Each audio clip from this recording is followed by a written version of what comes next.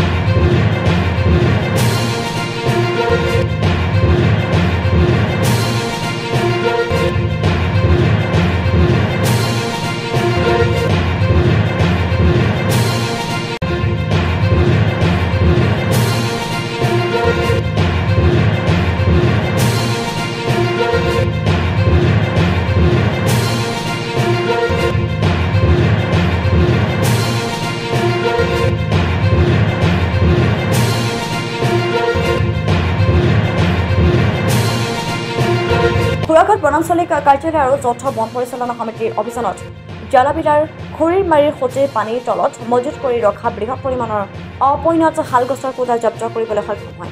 আজি আমাৰ জেফএমচি এৰিয়াত শুনা পালোঁ কিছুমান দুষ্ট চক্ৰই মানে গাছ কাটি আছে। গাছ ৰাজমহাদক অৱগত কৰোঁ, অৱগত কৰাৰ পিছত সিহঁতে আমাৰ লগত লৈ অপাৰেশ্যন চলোৱাৰ পিছত কুৰামুৰি গাঁৱৰ নদীৰ ঘাটত মানে কিছু মোটামুটি বৃহৎ পৰিমাণৰ কাঠৰ কুণ্ডা জব্দ কৰিবলৈ সক্ষম হওঁ।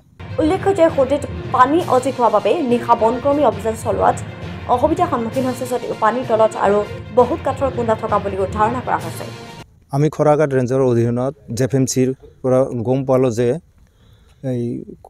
কি কয় জেফএমচিৰ পৰা গম পালোঁ যে দুষ্ট চক্ৰই গছ কাটি লৈ গৈছে বুলি কেইটামান ঠেলা গাড়ীত শুনা পালোঁ। তাৰপিছত আমি খৰাঘাট ৰেঞ্জৰ মহোদয়ক অৱগত কৰাত খৰাঘাট ৰেঞ্জৰ ষ্টাফ লৈ আমি কুৰাৰমুৰি ঘাটত আমি মানে এনে চালি জাৰি চাইছোঁ যে কুৰাৰমুৰিৰ সেইটো চাইডত আহিছে ঘাটত। তাৰপিছত আমি অভিযান চলাই ঘাটত মানে বৃহৎ পৰিমাণৰ কুণ্ডা পালোঁ কাঠৰ, আৰু এতিয়াও পানীত আমি অভিযান চলাই আছোঁ।